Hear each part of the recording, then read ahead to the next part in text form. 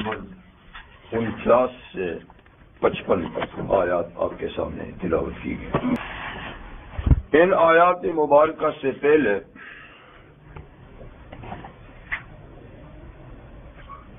رسالت پر مخالفین اور معاندین کے اعتراضات کا ذکر تھا کہ ان تتبعون الا رجلا مسحورا، جب قرآن حکیم نبی کریم علیہ السلام سے سنتے ہیں اور آپس میں میٹنگ کرتے ہیں اور اس پہ پھر تبصرہ کرتے ہیں کہ یہ تو ایک جادو شدہ آدمی ہے، تم اس کے پیچھے چل پڑے ہیں، یعنی اس پر محمد صلی اللہ علیہ وسلم پر معاذ اللہ کسی نے جادو کیا ہوا یہ بہکی باتیں کرتے ہیں، ان کی کچھ باتیں سمجھ میں نہیں آتی، تو تم ایسے آدمی جس پر جادو چلا ہوا ہے اس کی باتیں کرتے ہیں۔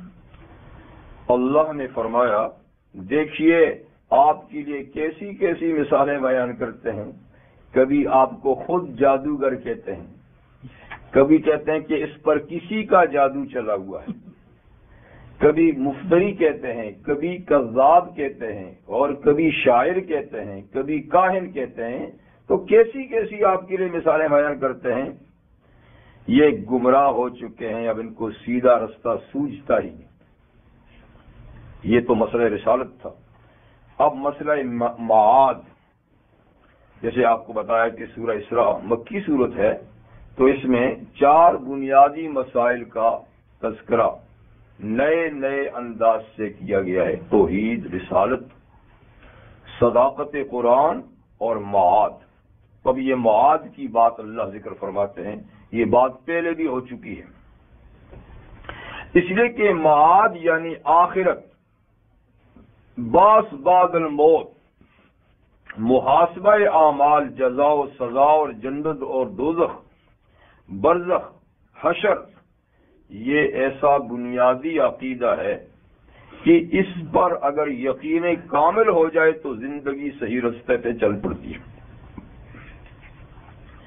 تو ایک تعداد لوگوں کی ایسی ہے کہ وہ تو آخرت کے ہی منکر، جیسے مشرکین عرب منکر تھے، آج بھی دنیا میں کئی لوگ آخرت کے سرے سے منکر ہیں، لیکن ایک بڑی تعداد ان لوگوں کی ہے جو آخرت کے کسی نہ کسی درجے میں قائل ہیں، جیسے کہ اسلام تو ہے ہی، اسلام کا تو یہ ہے پکا عقیدہ جی، لیکن اس کے علاوہ یہودیت، نصرانیت بھی آخرت کا عقیدہ وہ لوگ بھی رکھتے ہیں، اور یہی تینوں مذاہب دنیا کی اکثریت ہے۔ باقی کچھ لوگ آخرت کا عقیدہ تو نہیں رکھتے، محاسبہ اعمال کا، لیکن تناسخ کا عقیدہ رکھتے ہیں، جیسے ہندو ہیں یا اور کئی مذاہب ہیں، کہ انسان کی نیکی اور بدی کا بدلہ نئے جنم کی صورت میں مل جاتا ہے، یعنی آخرت تو نہیں ہے، جنت دوزخ تو نہیں ہے، لیکن ایک نیا جنم لیتا ہے آدمی موت کے بعد، تو پہلی زندگی میں جیسے اچھے برے عمل کیا تھا تو نئے جنم میں اس کی پوزیشن اس کے عمل کے مطابق ہوتی ہے، اچھے کام کیے ہیں تو ایک اچھی پوزیشن کا آدمی آتا ہے پھر، اور برے کام کیے ہیں تو وہ جانوروں کی شکل میں یعنی اس کو بھیج دیا جاتا ہے دنیا میں۔ تو آج تناسخ کا عقیدہ تو باطل ہے، لیکن ایک طرح کے جزا و سزا کے گویا قائل ہیں، اگرچہ آخرت کے نہیں، لیکن کچھ لوگ تو جزا و سزائی کے قائل نہیں، جیسے کہ مشرکین عرب بھی ایسے تھے۔ اس لیے قیامت کے وقوع پر، محاسبہ اعمال پر، دوبارہ جی اٹھنے پر، جزا و سزا پر ان کا عقیدہ نہیں تھا، اور ان کی دلیل یہ تھی جو اللہ نے یہاں ذکر کی۔ ان کی دلیل ذکر کرنے کے بعد اس کی دلیل کو توڑا جائے گا، اور پھر اللہ تعالیٰ اس پر ایک ایسی دلیل بیان فرمائیں گے کہ جس کا ان کے پاس کوئی جواب نہیں تھا۔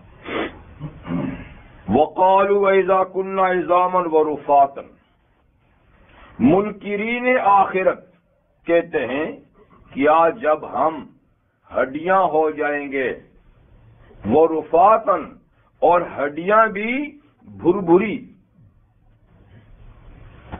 ٹھیک ہے نا، سڑی ہوئی بالکل جی خراب، ہاتھ لگاؤ تو ختم ہو جائیں۔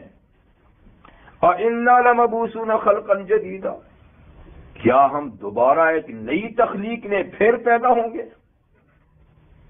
تو اپنے لحاظ سے ایک بڑی مستحکم دلیل انہوں نے پیش کی کہ مرنے کے بعد مٹی میں دفن کر دیا جاتا ہے، اب تو جلاتے بھی ہیں، مٹی میں دفن کر دیا جاتا ہے اور کچھ عرصے کے بعد لاش کو مٹی کھا جاتی ہے، یعنی گوشت وغیرہ جو ہے یہ تو جلد ہی گل سڑ جاتا ہے، باقی رہی ہڈیاں تو کچھ عرصہ گزرنے کے بعد وہ بھی بالکل پرانی اور بوسیدہ اور بھربھریاں ہو جاتی ہیں، ہاتھ لگاؤ تو ختم ہو جاتی ہیں۔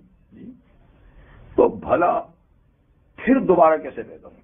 گوشت تو رہا ہی نہیں اور ہڈیوں کا ڈھانچہ بھی جی اس قابل نہیں رہا کہ دوبارہ وہ مضبوط ہو، تو پھر نئی پیدائش کیسے ہوگی؟ اس دلیل کو قرآن حکیم میں دوسرے مقامات پر بھی ان کی اس دلیل کو متعدد انداز سے اللہ تعالیٰ نے فرمایا، ذکر فرمایا، جیسے کہ ایک جگہ ارشاد فرمایا قالوا اذا ضللنا فی الارض انا لفی خلق جدید، کیا جب ہم مٹی میں رل مل جائیں گے، ہمارے اجزاء مٹی میں مل جائیں گے، تو کیا ہم پھر دوبارہ پیدا کیے جائیں گے؟ یہ کیسے ہو سکتا ہے؟ یا من یحیی العظام، سورہ یاسین میں من یحیی العظام وہی رمیم، جب ہڈیاں بوسیدہ ہو جائیں گی تو بوسیدہ اور پرانی ہڈیوں کو کون زندہ کرے گا جناب؟ اور ایک جگہ اذا كنا عظاما نخرا، کیا جب ہم پرانی ہڈیاں ہو جائیں گے تو پھر پیدا کیے جائیں گے؟ تو کہنے کا مقصد یہ ہے کہ دوبارہ جنم، دوبارہ پیدائش، جنم تو نہیں دوبارہ پیدائش یہ ناممکن ہے۔ پھر اس پر یہ بھی کہتے تھے کہ آج تک جو گئے ہیں ان میں سے تو ایک بھی نہیں آیا، آج تک جو لوگ مرے ہیں ان میں سے تو ایک بھی واپس نہیں آیا۔ اگر یہ ممکن ہے تو کم سے کم کوئی ایک آدمی تو آ جاتا۔ تو یہ یعنی آپ جو کہتے ہیں محاسبہ اعمال ہوگا، دوبارہ پیدا ہوں گے، قیامت ہوگا، حشر نشر ہوگا، تو جناب یہ عقل میں آنے والی بات نہیں۔ اس لیے کہتے تھے جی جادو ہو چکا ہے، ایسی ایسی باتیں کرتے ہیں جو عقل ہی میں نہیں آتی۔ اللہ تعالیٰ اس کا جواب دیتے ہیں، قل، آپ فرما دیجئے، تم بات ہڈیوں اور گوشت کی کرتے ہو، کونو حجارۃ و حدیدا، یعنی ہڈی تو پھر بھی گوشت سے تو سخت ہے لیکن پھر بھی کسی قدر نرم ہے، جس میں روح سرایت کر سکتی ہے، روح اس میں کسی قدر نرم ہے، اسی لیے تو مٹی میں پڑنے کے بعد ایک عرصے کے بعد وہ پرانی ہو جاتی ہے، کچھ تو نرمی ہے۔ تو جو چیز نرم ہو اس کو تو بنانا آسان ہوتا ہے۔ تم بجائے ہڈیوں کے پتھر بن جاؤ، پتھر ہڈی سے بھی سخت ہے جی، جس میں زندگی کے کوئی آثار ہی نظر نہیں آتے، اگر کہ پتھروں میں بھی عند اللہ تو زندگی ہے، جیسے پیچھے آج گزری ہر چیز خدا کی تسبیح پڑھتی ہے، تو پتھر بھی تو چیز ہے نا، تسبیح وہ بھی پڑھتے ہیں، اور تسبیح پڑھنے کے لیے حیات اور زندگی کا ہونا ضروری ہے، لیکن وہ ایسی حیات ہے پتھروں میں جس کا ہم بالکل ادراک نہیں کر سکتے جی۔ تو فرمایا کہ تم ہڈی سے بھی سخت چیز پتھر بن جاؤ، بلکہ پتھر سے بھی زیادہ سخت او حدیدن لوہا بن جاؤ، لوہا، اس لیے کہ لوہا جو ہے یہ پتھر سے بھی زیادہ سخت ہے، اور پتھر کو بھی لوہے سے توڑا جاتا ہے، لوہے سے پتھر بھی توڑا جاتا ہے۔ اور لوہا ایک مفید دھات ہے جو اللہ نے اس زمین کے اندر پیدا کی ہے، جسے نکال کر صاف کر کے کتنی ہی چیزیں بنائی جاتی ہیں۔ آج کی اس ترقی میں لوہے کا کتنا بڑا کردار ہے آپ دیکھتے ہیں، کوئی ایسی چیز نہیں ہے کہ جس میں لوہا استعمال نہ ہوتا ہو، سارے پرزے لوہے سے بنتے ہیں، بڑی بڑی عمارتیں، بڑے بڑے پل جی، اور ٹرانسپورٹ دیکھیے تو کتنی چیزیں ہیں جو لوہے سے بنتی ہیں. اسی لیے اللہ تعالیٰ نے قرآن حکیم میں لوہے کی اہمیت کو بیان کیا اور ایک سورت کا نام ہی لوہا رکھا ہے، سورۃ الحدید. اللہ تعالیٰ فرماتے ہیں وَأَنزَلْنَا الْحَدِيدَ فِيهِ بَأْسٌ شَدِيدٌ وَمَنَافِعُ لِلنَّاسِ. یہاں انزلنا کا معنی اتارنا نہیں بلکہ پیدا کرنا ہے. اور ہم نے لوہا پیدا کیا ہے فِيهِ بَأْسٌ شَدِيد، اس میں سخت جنگ کا سامان ہے. جنگی سامان جو ہے نا سب کا سب لوہے سے بنتا ہے. یہ ٹینک ہے، یہ بکر بند گاڑیاں، یہ توپ خانہ ہے، یہ فلاں فلاں فلاں گولے ہیں، لوہے سے بنتے ہیں. باسن شدید ومنافع للناس، صرف جنگی سامان ہی نہیں، لوگوں کے اور فائدے کی بھی کئی چیزیں لوہے سے بنتی ہیں. بہرحال لوہا ایک مفید دھات ہے اور یہ سخت ترین دھات ہے. بھائی دھاتوں میں اس سے زیادہ سخت نہیں. تو فرمایا کہ تم پتھر ہو جاؤ یا پتھر سے بھی آگے لوہا ہو جاؤ. اچھا یہ تو موجودات میں ہے نا. او خلق مما یکبر فی صدورکم، یا کوئی ایسی مخلوق بن جاؤ جو تمہارے دل میں لوہے سے بھی سخت ہے، تمہارے دل میں لوہے سے بھی سخت ہے، وہ بن جاؤ تو اللہ تب بھی تمہیں دوبارہ پیدا کرے گا. وہ اس سخت ترین چیز میں بھی روح ڈال سکتا ہے. تم تو کہتے ہو ہڈیاں تو نرم ہیں، ان میں روح ڈالنا آسان ہے. پتھر اور لوہا یا اس سے بھی زیادہ سخت چیز بن جاؤ تو اللہ جب بھی تمہیں دوبارہ پیدا کرے گا اس میں روح ڈالے گا، قادر ہے.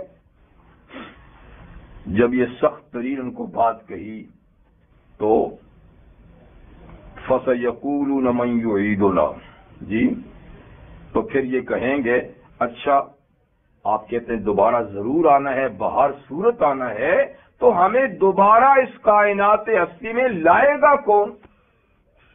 لائے گا کون؟ تو فرمایا آپ کہہ دیجئے الذی فطرکم اول مرہ، وہی لائے گا جس نے پہلی مرتبہ لایا ہے، جس نے پہلی مرتبہ تمہیں پیدا کیا ہے وہی دوبارہ لائے گا. اور جو پہلی مرتبہ پیدا کر دے دوبارہ لانا اس کے لیے بنسبت پہلی مرتبہ کے زیادہ آسان ہوتا ہے.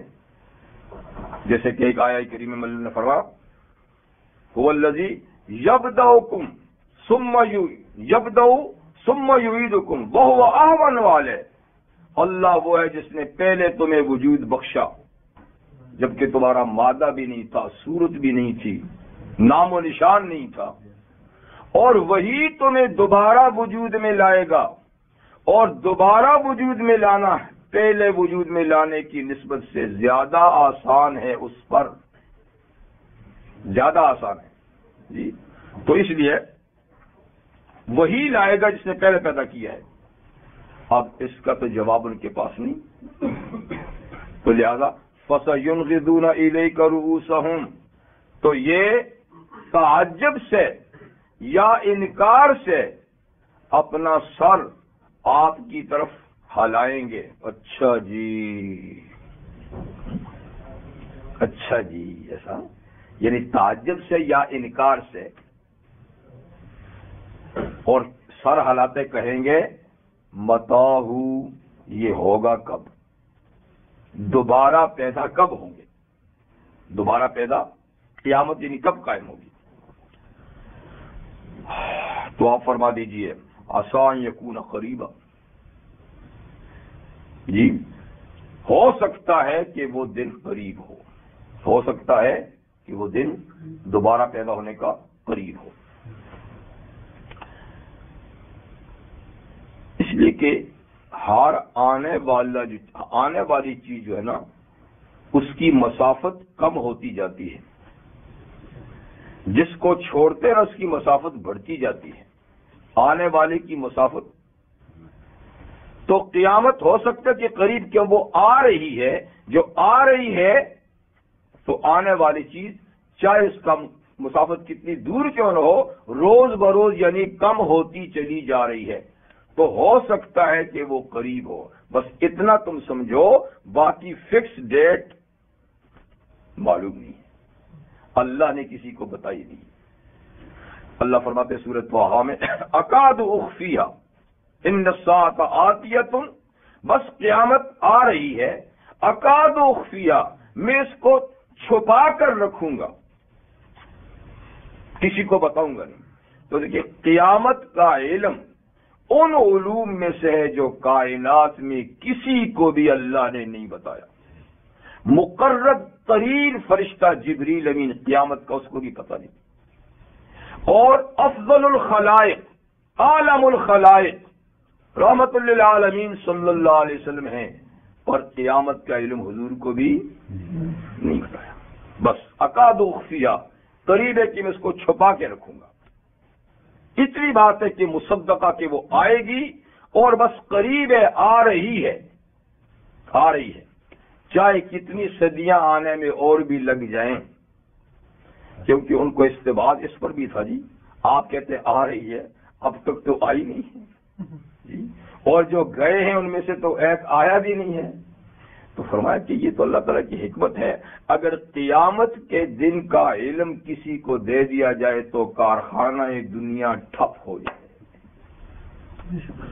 اللہ نے یہ نظام جو قائم کیا ہے اور اس کو جو چلا رہے ہیں، حکمت یہ ہے کہ قیامت کو چھپا کے رکھا ہے۔ اگر قیامت کا پتہ چل جائے تو لوگ اس کی دہشت، اس کے خوف کی وجہ سے کوئی کاروباری زندگی نہیں کر سکیں گے، تو کارخانہ دنیا ٹھپ ہو جائے گا۔ اس کو چلانا مقصود ہے، اس لیے قیامت کے دن کسی کو نہیں بتایا۔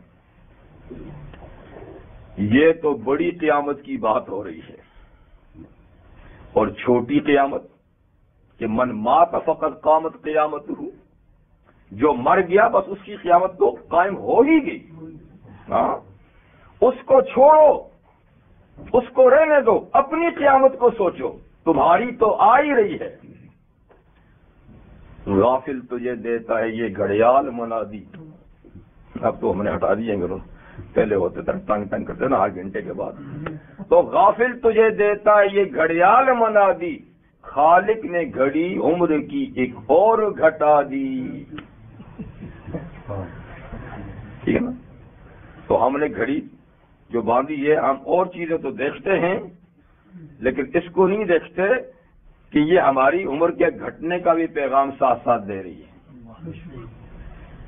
1 منٹ کم ہو گیا، 1 سیکنڈ کم ہو گیا، 1 گھنٹہ کم ہو گیا، تو تم خود بھی تو قیامت کی جا رہے ہو، اور ہر آدمی کی قیامت کو بھی اللہ تعالیٰ نے چھپایا ہوا ہے، کسی کی پتہ کہ کب مرے گا۔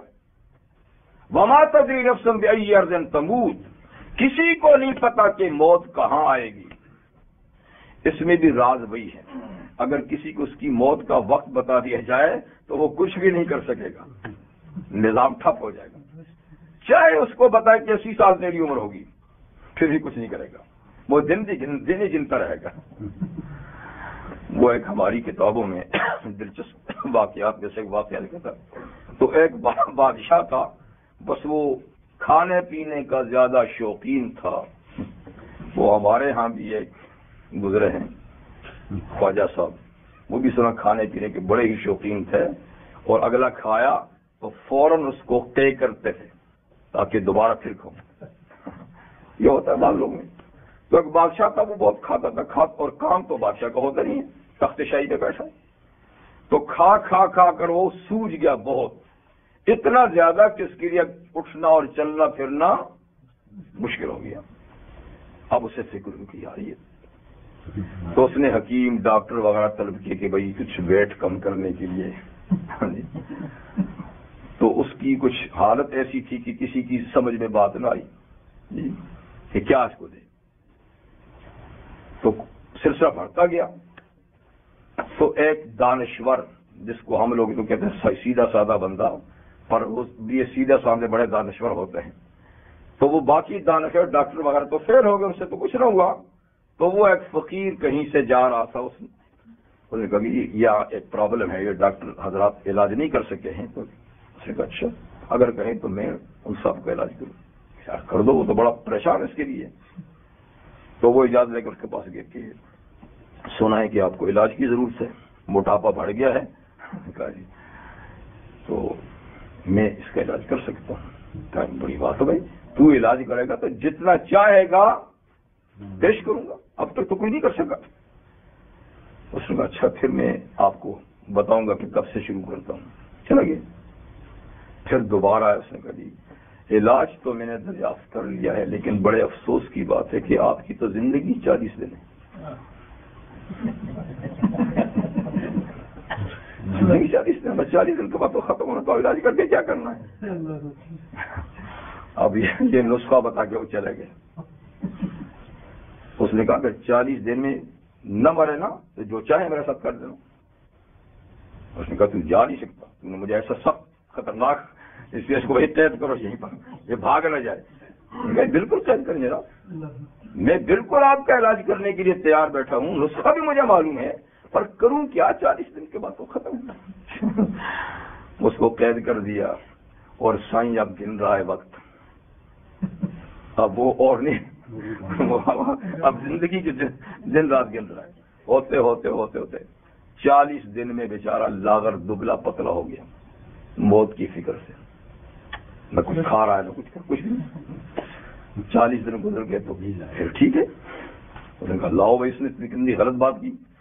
اللہ گیا, اس نے کہ جی کیا بات ہے. تو نے کہا 40 دن میں مروں گا, آج 41واں دن ہے. کہا حضرت آپ کا علاج ہو گیا کہ نہیں. یار یہ تو ہو گیا, موٹافا وغیرہ کر, تم نے جھوٹ کیوں. یہ جھوٹ نہیں بولا, میں نے آپ کا علاج کیا اور آپ کا اس کے ساتھ دوسرا علاج تھا ہی. تو بات یہ ہے کہ اگر موت کا وقت اللہ بتا دے ہر آدمی کو, تو میں نے کہا پھر تو زندگی گاڑی چلے گی. تو اس لیے فرمایا کہ تم بڑی قیامت کو چھوڑو, اپنی قیامت کو سوچو جو چند برسوں کے بعد یا چند دنوں کے بعد آنے والی ہے. آسان یکون قریبا, جی پتہ ہی ابھی آ جائے گی.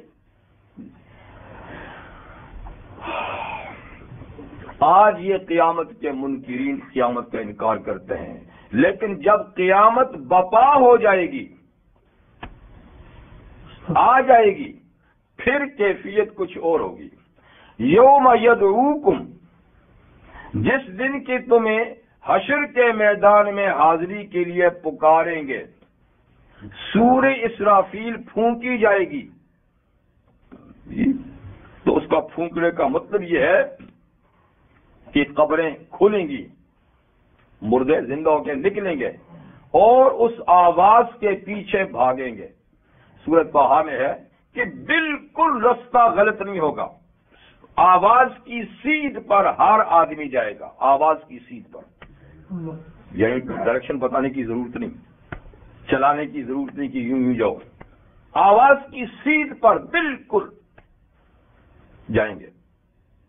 تو جس دن کہ ان کو پکاریں گے قیامت کے دن, فَتَسْتَجِيبُونَ بِحَمْدِهِ, تو تم اس پکار کا جواب دو گے اللہ کی حمد و ثنا کر کے.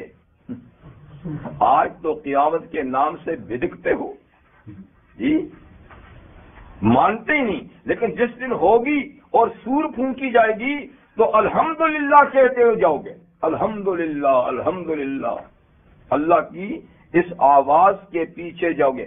آج تو اس آواز سے نفرت ہے, وہ آواز جو محاذ کے لیے ہے سننا ہی نہیں چاہتے. چھوڑو جی موت کی باتیں کر رہے ہیں, آج تو یہ بات سننا ہی چاہتے ہیں, موت کی بات کر رہے ہیں. کوئی عیش و عشرت کی بات کرو. لیکن جس دن قیامت بپا ہوگی تو اس دن اللہ کی حمد کرتے ہوئے اس آواز کے پیچھے جاؤ. اس دن آواز کو قبول کرو گے. یہ نہیں کہ ہم نہیں جاتے, ہم نہیں جاتے, جائیں گے اور حمد کرتے ہوئے. مطلب ہے کہ ایمان لاتے ہوئے کہ ٹھیک ہے, لیکن اس دن کا حمد, اس دن کا ایمان قابل قبول نہیں ہوگا. یعنی مومن بھی حمد و ثنا کریں گے, لیکن ان کا حمد و ثنا اور ہوگا. وہ کہیں الحمدللہ الذی اذھب عنا الحزن, تمام تعریفیں اللہ کے لیے جس نے سارے غم دور کر دیے, غم کے گھر سے نکال کے راحت کے گھر میں لے آیا, پریشانیوں کے گھر سے سکون کے گھر میں لے آیا. وہ بھی حمد کرتے ہوئے جائیں گے, لیکن ان کا حمد اور ہوگا, ان کا حمد اور ہوگا, اوہ جس کو نہیں مانتے تھے ہو گیا، الحمدللہ ہو گیا، اب کیا کریں، الحمدللہ ہو گیا. تو یہ حمد قابل قبول نہیں جب قیامت ہو جائے گی. اور وَتَظُنُّونَ إِلَّا بِسْمِ اللَّهِ قَلِيلًا، اور اے منکرین قیامت تم یقین کو تم خیال کرو گے، تم گمان کرو گے کہ تم دنیا میں بہت تھوڑے سے رہے ہوگے. إِلَّا بِسْتُمْ إِلَّا قَلِيلًا، یعنی اب قیامت کا منظر دیکھ کر دنیا کی 100 سالہ 80 سالہ 70 سالہ زندگی یوں لگے گی کہ ہم تو بس تھوڑی دیر ہی وہاں رہے تھے اور یہاں آگے جناب. إِلَّا بِسْمِ اللَّهِ قَلِيلًا. دوسری آیات میں بھی ہے تو کہیں گے ما لبسنا غیر ساعة، ہم تو بس کوئی گھڑی بھر دنیا میں رہے، تھوڑی سی دیر رہے. ایک اور آیت میں کہ ہم بس ایک صبح یا ایک شام ہی دنیا میں رہے. ایک اور آیت میں ہے کہ پوچھا جائے گا کتنے رہو، کہا جی بس ایک دن یا دن کا بھی کچھ حصہ ہی رہے. تو دنیا کی یہ ساری زندگی اس کی عیش و عشرت جو ہے نا وہ ان کو کیا لگے گی، بس تھوڑا سا وقت دنیا میں رہیں جیسے رہے نہیں. تو جس کا انجام آخرت میں ایسا ہونا ہے تو پھر جگہ جی لگانے کی دنیا نہیں ہے، یہ عبرت کی جا ہے، تماشا نہیں ہے. یہ تو منکرین قیامت کو کے سوال، اعتراض اور اس کا جواب تھا. لیکن وہ اس قسم کے اعتراضات اور اس قسم کی بحث کبھی کرتے ہیں منکرین کافر کہ ایک مسلمان کا خون کھول جاتا ہے.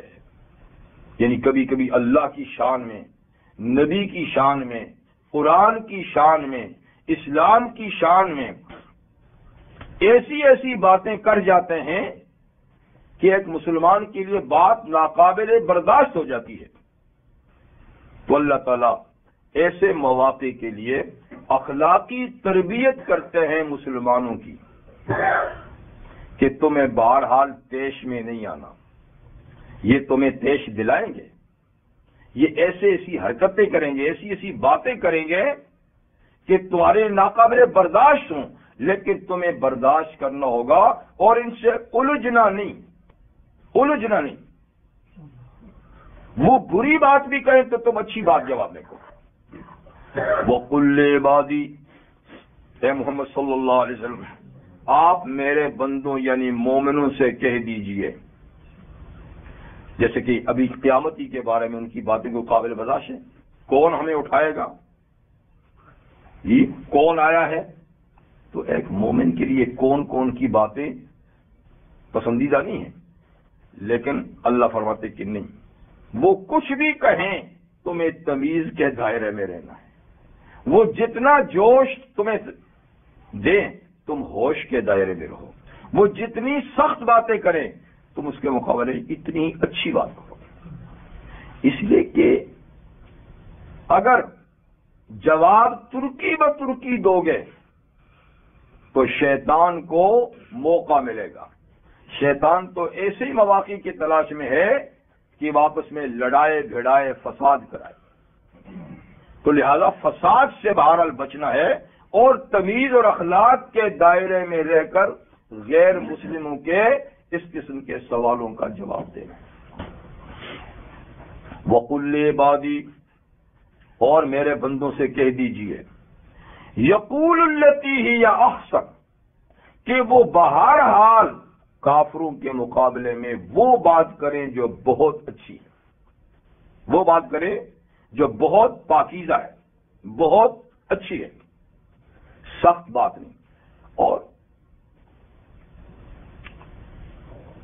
سورہ انعام میں تو اللہ تعالی نے یعنی ساتھ سے بغیر کے آخری پیج میں اللہ تعالی نے مسلمانوں کو مطلقاً تمیز سے گری ہوئی بات اور گالی گلوچ سے منع کیا ہے.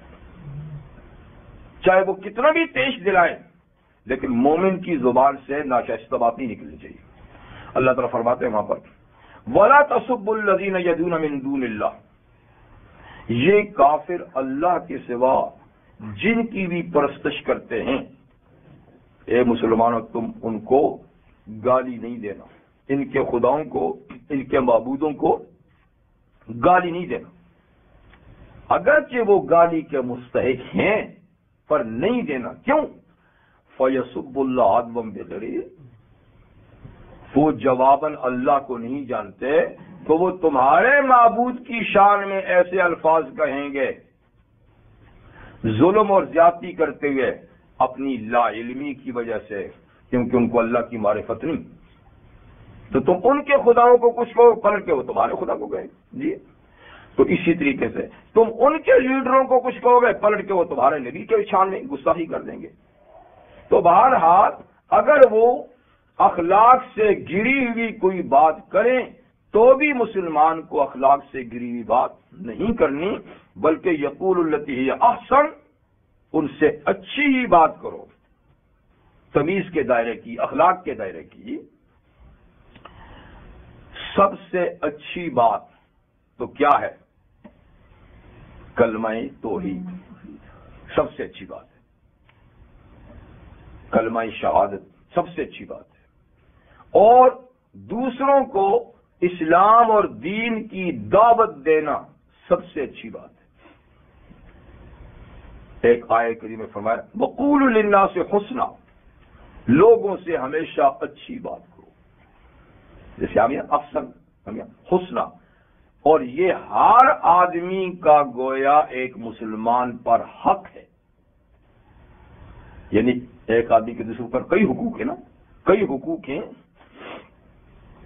تو سارے انسانوں کا ایک حق ایک مسلمان پر یہ بھی ہے کہ جب بات کرے تو پیار سے کرے، تیش کی بات نہیں، اخلاق کی بات، حسنہ۔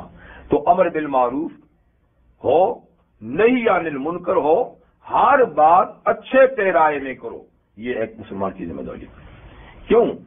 اس لیے کہ اچھے انداز سے بات نہیں کرو گے، اگرچہ شریعت نے برابر کا بدلہ لینے کی اجازت دی ہے کہ جو کہا ہے وہی کہو، اس کی اجازت ہے، شرع اجازت ہے، لیکن یہ کرنا یہ امن کو خراب کر دیتا ہے، یہ بدامنی پیدا کرتا ہے۔ اس لیے بری بات کے مقابلے میں بھی اچھی بات یہ امن پیدا کرتی ہے۔ ان الشیطان ینزغ بینہم، اس لیے مسلمان بہر صورت اچھی بات کریں، کیونکہ شیطان ان میں فساد ڈالتا ہے، فساد ڈالتا ہے، وہ اسی انتظار میں ہوتا ہے۔ اس لیے کہ ان الشیطان کان للانسان عدوا مبینا، شیطان انسان کا کھلا ہوا دشمن ہے اور اس نے دشمنی کی قسم اٹھائی ہوئی ہے، ابھی آگے آنے والی ہے، آگے آنے والی وہ بات، تو اس نے قسم اٹھائی ہوئی ہے قال الاعلان دشمنی کی۔ تو وہ ایسے مواقع کا متلاشی ہوتا ہے کہ کہیں ان کو لڑائے بھڑائے فساد کرائے، تو لہذا مسلمان ہر صورت میں اچھی بات کرے۔ ربکم اعلم بکم ان یشاء یرحمکم و ان یشاء یعذبکم۔ باقی بات یہ ہے کہ اچھی بات، سلجھی ہوئی بات کریں، کسی کو راہ راست پہ لانا آپ کی ذمہ داری نہیں کہ میں دباؤ ڈال کر، میں سختی کر کے، میں ڈرا دھمکا کر اس کو سیدھا کر لوں گا، نہیں، سیدھا کرنا کسی کو، کسی انسان کے بس کی بات نہیں، سیدھا صرف اللہ تعالیٰ ہی کر سکتے ہیں۔ تو آپ صرف اچھے دائرے میں دعوت دیں، بس آگے صلاحیتیں اللہ تعالیٰ جانتے ہیں کہ اس میں ہدایت کی صلاحیت ہے یا نہیں۔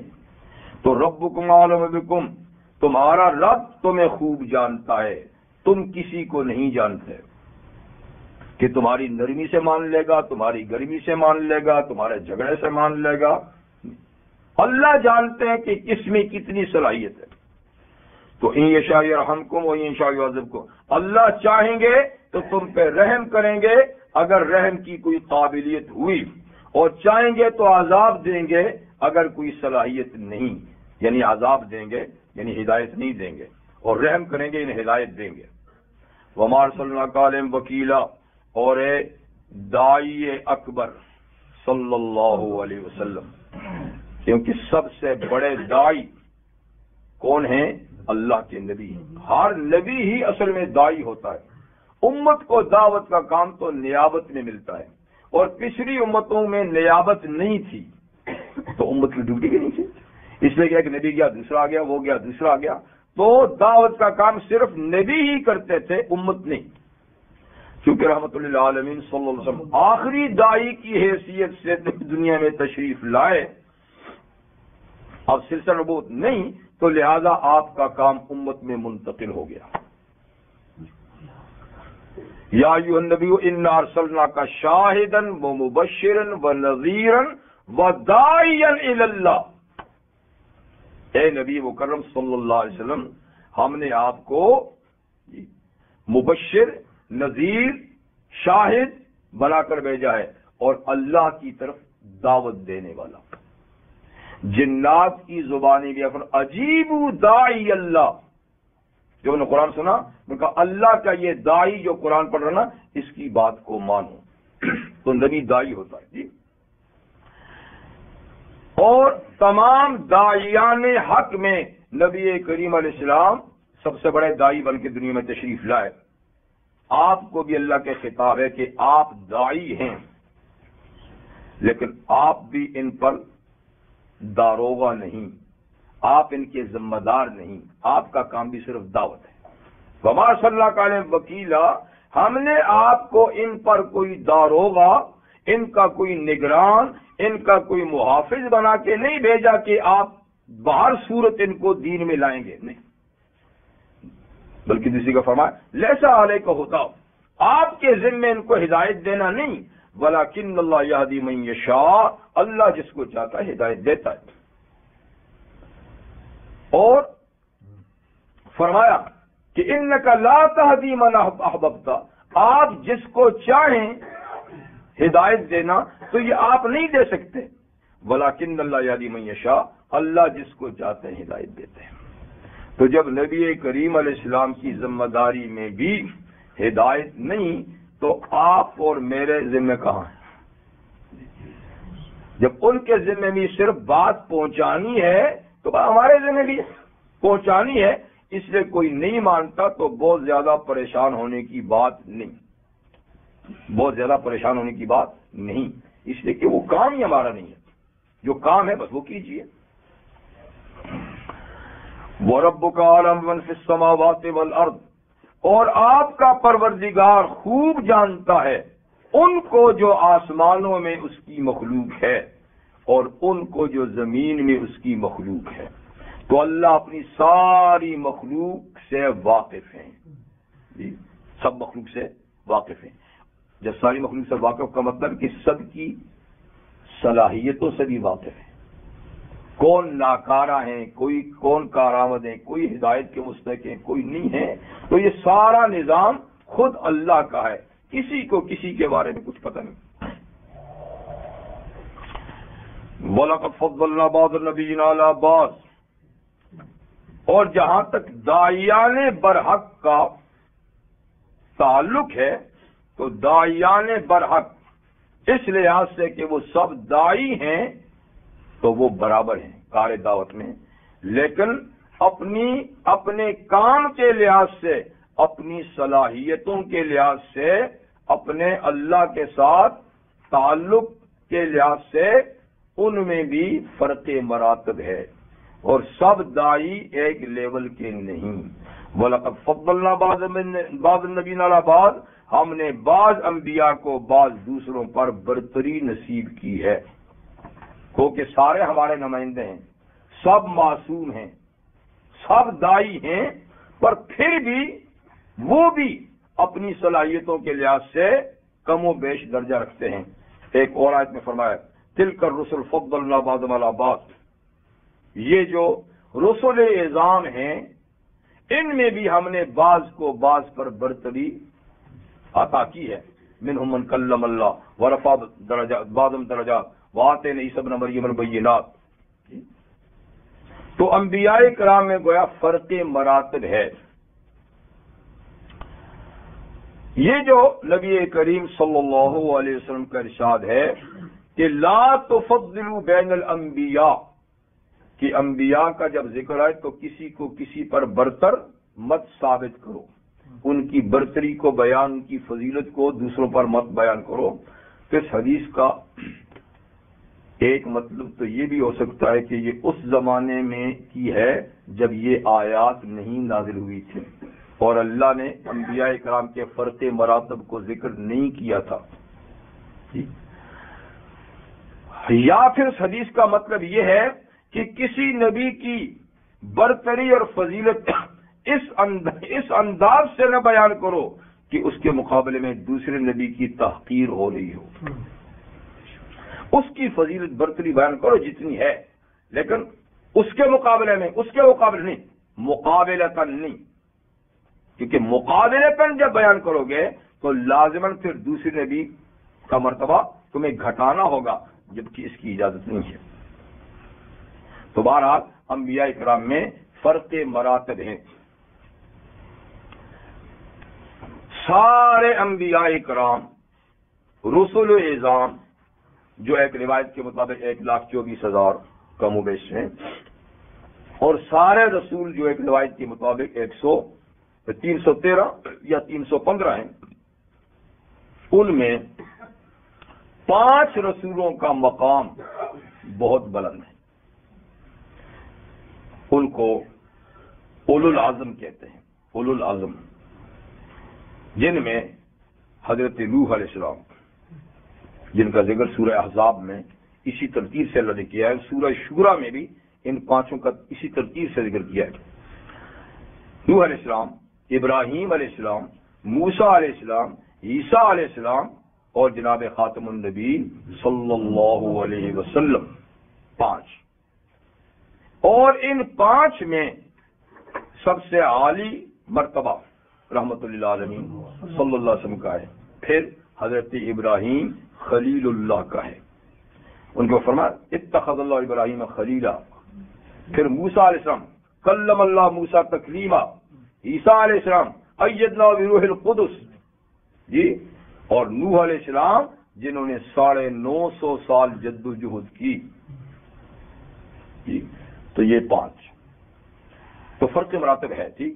وَلَقَدْ فَضَّلْنَا بَعْضَ النَّبِيِّينَ عَلَىٰ بَعْضٍ، ہم نے برتری دی ہے بعض انبیاء کرام کو بعض پر۔ وَآتَيْنَا دَاوُودَ زَبُورًا، اور ہم نے داؤد علیہ السلام کو زبور نام کی کتاب دی ہے۔ تو یہاں داؤد علیہ السلام کا باقاعدہ نام اور ان کی کتاب کا بھی تذکرہ آیا۔ باقی حالانکہ بڑی کتاب تورات ہے، انجیل ہے، لیکن زبور جو ان کے مقابلے میں ایک چھوٹی کتاب ہے اس کا ذکر آیا، تو اس کی بھی ایک خاص وجہ ہے۔ یوں تو زبور کی صورتیں 115 کے لگ بھگ، 115 نہیں، زیادہ ہیں، لیکن اس میں زیادہ تر صورتوں میں مناجات ہے، اللہ تعالیٰ سے دعائیں ہیں، اللہ کا ذکر ہے، یعنی احکام اس کتاب میں کم ہیں، دعائیں اور مناجات اس میں زیادہ ہیں۔ اس کتاب کی ایک خاص خصوصیت یہ ہے کہ اس امت کے بارے میں اس کتاب زبور میں خاص بات اللہ تعالیٰ نے ایک پیشن گوئی کی فرمائی ہے، جو سورہ انبیاء کے آخر میں وَلَقَدْ كَتَبْنَا فِي الزَّبُورِ مِن بَعْدِ الذِّكْرِ أَنَّ الْأَرْضَ يَرِثُهَا عِبَادِيَ الصَّالِحُونَ، کہ ہم نے زبور میں باقی نصیحت کی باتوں کے بعد یہ بات لکھ دی ہے کہ میری زمین کے وارث میرے نیک بندے ہوں گے۔ یہ اصل میں پیشن گوئی ہے رحمت للعالمین صلی اللہ علیہ وسلم اور خلفائے راشدین کی، جو زبور میں خاص طریقے سے، جیسے کہ انجیل میں خاص طریقے سے حضور کا نام لے کر فرمایا کہ وہ آنے والے ہیں، تو اس میں دنیا میں اقتدار ایک زمانے تک پوری دنیا پر آل اسلام کا ہوگا، اس کی بشارت ہے، اور یہ بشارت نبی کریم علیہ السلام سے لے کر حضرت علی رضی اللہ عنہ کے دور تک پوری ہو گئی۔ ان الارض یرثها عبادی الصالحون. ایک بات یہ ہے. دوسری بات یہ ہے کہ زبور کو قرآن مجید کے ساتھ ایک خاص مناسبت یہ بھی ہے کہ زبور کی تلاوت کی جاتی تھی جیسے قرآن کی تلاوت ہوتی ہے. دوسری کتابوں کی تلاوت نہیں. تورات پڑھیے، عمل کیجیے احکامات. انجیل کو پڑھ کے عمل کیجیے، تلاوت نہیں. زبور کی تلاوت ہوتی تھی جیسے قرآن کی تلاوت. اور صاحب زبور کو تو کہ اللہ تعالیٰ نے معجزانہ لہن بھی دیا تھا. لہن، آواز. ایک تو یہ کہ جب وہ زبور پڑھتے اور مناجات تھی، اور اللہ کا نبی جب مناجات کرتا ہے تو، اور پھر ان کو ایک خاص اللہ نے لہجہ دیا کہ جس لہجے میں وہ زبور پڑھتے تھے تو کائنات کی ہر شے ان کی ہم نوا ہو جاتی تھی. یا جبال اوبی ما والطیر، اے پہاڑوں تم بھی جھک پڑو داؤد کے ساتھ، اور اے پرندوں تم بھی. تو پوری جیسے کہ کائنات مصروف عبادت ہو جاتی تھی. اور اللہ تعالیٰ نے حضرت داؤد علیہ السلام کے معجزات میں جیسے کہ لہن ہے، آواز ہے، ایک ان کی معجزات میں یہ بھی ہے کہ وہ انتہائی مختصر وقت میں پوری زبور تلاوت کر لیتے تھے. جیسے روایات میں ہے کہ وہ اپنے ملازم سے کہتے تھے کہ میرا گھوڑا تیار کر. اب تو کار ہے نا، صبح گھوڑے ہوتے ہیں. اچھا بھائی میں نے جانا ہے تو گھوڑے کو تیار کر. اب گھوڑے کی تیار کرنے میں کتنا وقت لگتا ہے؟ استبل سے کھولا اور اوپر زین کسی، بس تیار ہو گیا. تو وہ گیا اور اس نے گھوڑے کو نکال کر اس پر زین لگائی، دروازے پہ کھڑا کیا. اتنی دیر میں پوری زبور آپ پڑھ لیتے تھے. بس اتنے وقفے میں پوری زبور آپ پڑھ لیتے تھے. یہ بھی معجزہ ہے کہ اتنی بڑی کتاب اتنی سی دیر میں. اور قرآن کے اندر بھی یہی معجزہ ہے. ایک تو یہ کہ یہ بھی تلاوت کی کتاب ہے. ان الذین یتلون کتاب اللہ، جو کتاب اللہ کو پڑھتے ہیں.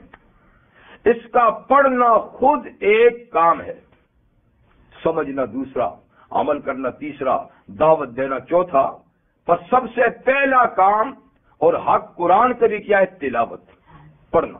اور ہر حرف پہ 10 نیکیوں کا ملنا ثواب. اور پھر قرآن حکیم کی معجزانہ شان بھی یہ ہے کہ وَلَقَدْ يَسَّرْنَا الْقُرْآنَ لِلذِّكْرِ، ہم نے نصیحت کے لیے یا یاد کرنے کے لیے قرآن کو آسان کر دیا ہے. کوئی کسی زبان کا آدمی کیوں نہ ہو، کسی زبان کا، قرآن وہ جلدی پڑھ لیتا ہے. باقی کتابیں پڑھنی آسان نہیں ہیں، اور باقی کتابیں یاد بھی نہیں ہوتی، اور یہ یاد بھی جلدی ہوتا ہے. ایک بچے سے بوڑھے، مرد سے عورت تک. جی یہ بھی قرآن کی معجزانہ شان ہے، معجزانہ شان ہے. اور اللہ تعالیٰ فرماتے ہیں وَكَذَلِكَ نُرِيهِمْ آيَاتِنَا فِي الْآفَاقِ، ہم اس کی معجزانہ شان کائنات میں دکھاتے رہیں گے. اس کا معجزہ کبھی ختم نہیں ہوگا. معجزانہ شان کائنات میں دکھاتے رہیں گے. چند برس پہلے، آپ کو بھی پتا ہوگا نہیں ہوگا، افریقہ کے کسی ملک میں عیسائی گھرانے میں حافظ بچہ پیدا ہوا. پتہ ہے آپ کو؟ نہیں پتہ. اتنا بڑا واقعہ آپ کو نہیں پتہ. آپ انٹرنیٹ پر کسی لیے دیکھتے ہیں تو اس لیے بھی دیکھیں. تو حافظ بچہ عیسائی گھرانے میں، ماں باپ عیسائی، بھائی بہن عیسائی، بچہ پیدا ہوا. تھوڑے ہی دنوں کے بعد فر قرآن پڑھنے لگی. ایک نہیں گھر کا ماحول ہوتا ہے وہ بھی نہیں پڑھنے لگی. اور یہی نہیں بلکہ اللہ نے اسے علم سے بھی بغیر پڑھے نواز دیا. وہ بڑے بڑے مسائل بھی فٹافٹ بتاتا ہے. خیر ماں باپ کی بدنصیبی کہ یہ معجزہ قرآن کا دیکھنے کے باوجود بھی مسلمان نہ ہوئے، لیکن بہن بھائی ہو گئے. اور پھر ظلم بالائے ظلم یہ کہ اس معصوم بچے کو بہن بھائیوں سمیت گھر سے نکال بھی دیا. تو اسی ملک کے کسی جرنیل نے ان کو اپنے گھر میں لایا، ان کی دیکھ بھال کی، تو وہ بڑے بڑے لاکھوں کے مجمع میں جا کر وہ قرآن پڑھتا ہے، بیان دیتا ہے. ایک یہ معجزہ ہے. دوسرا، الجزائر میں ایک بچہ پیدا ہوا ہے، یہ بات کی بات ہے، 2 سال کا بچہ ہے. پہلی مرتبہ اس نے سورہ کہف ماں کو سنائی، پھر دوسری. اب 2 سال کا بچہ تو آپ کو اس کی کیا پوزیشن ہوتی ہے بیچارے کی؟ تو ماں کہتی ہے کہ جب میں ٹی وی آن کرتی ہوں تو وہ ناراض ہو جاتا ہے اور فوراً اشارے سے بتاتے ہیں کہ اس کو بند کرو، لیکن جب کوئی قرآن کی لگاتی ہوں تو کہتا ٹھیک ہے، اس کو غور سے سنتا ہے، قرآن غور سے سنتا ہے. اور دوسرا لگاؤ کوئی خبریں یا دوسرے ڈرامے شامل فوراً ناراض ہو جاتا ہے، کوئی کچھ نہیں سکتا، لیکن کہتے اس کو بند کرو. تو وہ بچہ کئی صورتوں کا حافظ ہے. تو یہ قرآن کی معجزانہ شان ہے، ٹھیک ہے نا. اور پتہ نہیں دنیا میں کیا کچھ ہوتا ہوگا، ہم کون سے دنیا کے حالات سے باخبر ہیں. جی